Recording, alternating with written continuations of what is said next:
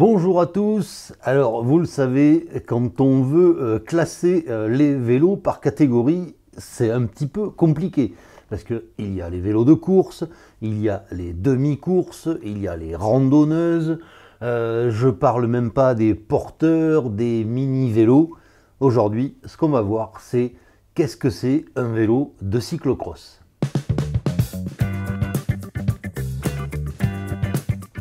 Un vélo de cyclocross, c'est pas seulement un vélo de course sur lequel on monterait des pneus ou des boyaux avec des crampons. Non, un vélo de cyclocross, c'est vraiment un vélo très particulier. Alors là, aujourd'hui, pour l'exemple, je vais vous montrer ce vélo qui est de la marque Gitane. C'est un cyclocross du milieu des années 70, d'après ce que j'ai pu voir sur le numéro de série. Et vous allez voir qu'un cadre de cyclocross, c'est vraiment très particulier. Il y a vraiment des détails et une géométrie vraiment très particulière. Alors déjà, le cyclocross, c'est un sport d'hiver. Donc ça veut dire que bien souvent, c'est un vélo qui va rouler dans le sable, dans la boue. Donc il faut qu'il soit adapté notamment à la boue. Donc qu'est-ce qu'on va avoir en termes de géométrie?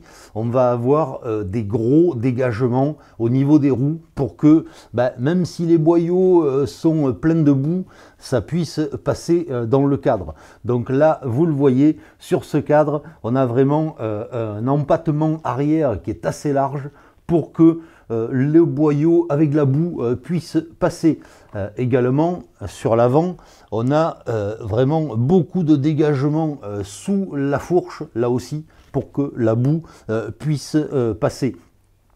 Alors, sur un vélo de cyclocross, toujours pareil, à cause de la boue, on n'a aucun câble qui passe sous le cadre. Tous les câbles passent au-dessus, comme ça ils ne sont pas exposés à la boue. Ce qui veut dire que sur le tube horizontal, on a à la fois le câble du frein arrière qui passe, mais on a également le câble du dérailleur qui passe sur le tube horizontal, qui descend le long du haubans. Et donc, en fait, on n'attaque pas le dérailleur par la base, mais par le haubans. Donc, c'est vraiment un routage de câbles qui est très particulier à ça. Alors, ce vélo, il a été légèrement modifié. Il y a une selle moderne, il y a des freins aussi modernes. Pareil, en cyclocross, on n'a pas les vitesses au cadre, comme d'habitude, sur le tube diagonal. Non, là, on a le changement de vitesse qui est au bout du guidon. Ça aussi, c'est très particulier. L'avantage de ce changement de vitesse en bout de guidon, c'est qu'on peut changer de vitesse sans lâcher les mains du guidon. Donc ça, c'est quand même très pratique en termes de stabilité quand on est sur un terrain boueux, sablonneux. Voilà, on a toujours les deux mains sur le guidon et ça, c'est vraiment très particulier. Maintenant, ce qu'on va voir, c'est les braquets utilisés sur un vélo de cyclocross. En termes de braquets, sur un vélo de cyclocross, il faut savoir que les parcours de cyclocross sont rarement très pentus. Et de toute façon, dès que c'est pentu, en cyclocross, on porte le vélo et on passe à pied. Donc on n'a pas besoin d'avoir des gros écarts de braquet. Alors là, sur ce vélo, on a une particularité, mais qui était assez courante, c'est que même dans les années 70, on avait un seul plateau. Donc là, on a un plateau, vous voyez que c'est un plateau TA. Et alors, particularité pour le cyclocross, ce plateau, il est muni de 2 flasques de chaque côté de la chaîne. Ça, c'est une astuce pour éviter que la chaîne saute du plateau. Et bien sûr, comme on n'a qu'un seul plateau, on n'a pas de dérailleur avant, mais on pourrait toujours en installer un. Mais voilà, ce système de flasques, ça, c'est vraiment très typique des pédaliers dédiés au cyclocross. Ensuite, derrière, on a une roue libre quand même avec un bel étagement, puisque là, c'est une roue libre. Le petit pignon, c'est du 14, mais le grand pignon, c'est du 30. Et à l'avant, je ne vous l'ai pas dit, le plateau, c'est un 44. Donc voilà, comme braquet, on a 44, 30. Ça, c'est vraiment un truc très spécifique du cyclocross. Maintenant, on va voir aussi une autre chose, c'est le freinage.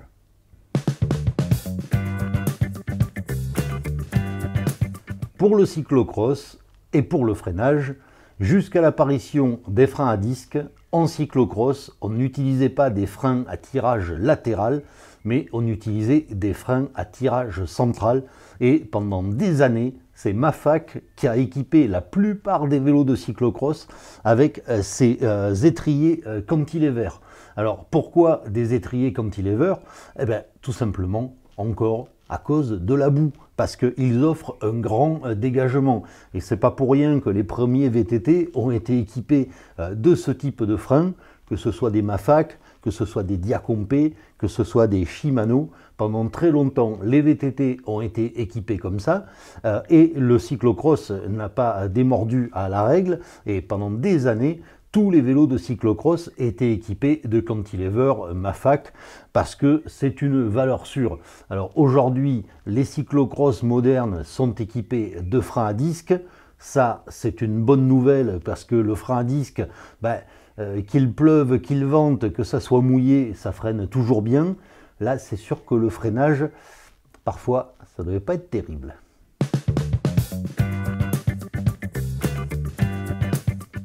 Alors je vous l'ai dit, ce vélo de cyclocross, il a été modifié et notamment, il y a quelque chose qui a été rajouté et qui n'existait pas sur les vélos de cyclocross, c'est le porte-bidon. Alors pourquoi il n'y avait pas de porte-bidon sur les vélos de cyclocross? Tout simplement, il faut savoir qu'une épreuve de cyclocross, en gros, ça dure 1 heure. Donc voilà, on n'a pas besoin non plus de trop s'hydrater.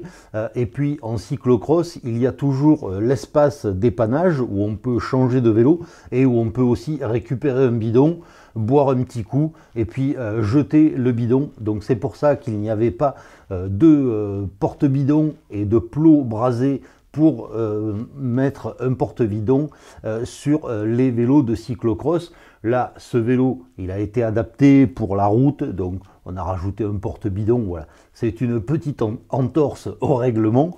Enfin, voilà, j'espère que ce petit tuto pour reconnaître un vrai vélo de cyclocross vous servira, parce que vraiment, un vélo de cyclocross, c'est particulier. Alors il faut savoir que les vélos de cyclocross sont souvent de très bonne qualité, parce que c'est quand même une pratique, on va dire, exceptionnelle. Donc en fait, il n'y a pas de vélo de cyclocross bas de gamme. Celui-là, il est construit en Reynolds 531.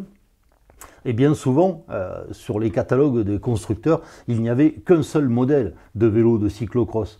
Parce que c'est vraiment très particulier, c'est dédié à une discipline vraiment particulière, c'est uniquement pour les compétiteurs. Aujourd'hui, on a du gravel, il y a beaucoup de gens qui font du gravel, donc ça s'est démocratisé. Mais vraiment, le cyclocross pur, c'est vraiment dédié aux compétiteurs. Et alors, ce vélo, à la base, c'est un Gitane des années 70. Et je pense que Bernard Hinault a peut-être couru avec ce type de vélo parce qu'il aimait bien faire du cyclocross, notamment pour sa préparation hivernale. C'était pas le plus grand des spécialistes de cyclocross, mais n'empêche qu'il pratiquait, et je crois même que sa dernière course, ça a été un cyclocross. Alors celui-là, il a été un petit peu modifié. Normalement, les Gitanes, ils sont vraiment bleu métallisé comme ça. Celui-là, il y a une partie qui a été peinte, puisqu'en fait, ce vélo a été vendu par le marchand de cycle Guillonnet, qui était marchand de cycle installé à Montauban. Et d'ailleurs, je crois que ce magasin existe toujours. En tout cas, voilà, j'espère que cette petite vidéo dédiée au cyclocross vous aura plu. Et comme toujours, moi, je vous dis à bientôt pour d'autres vidéos.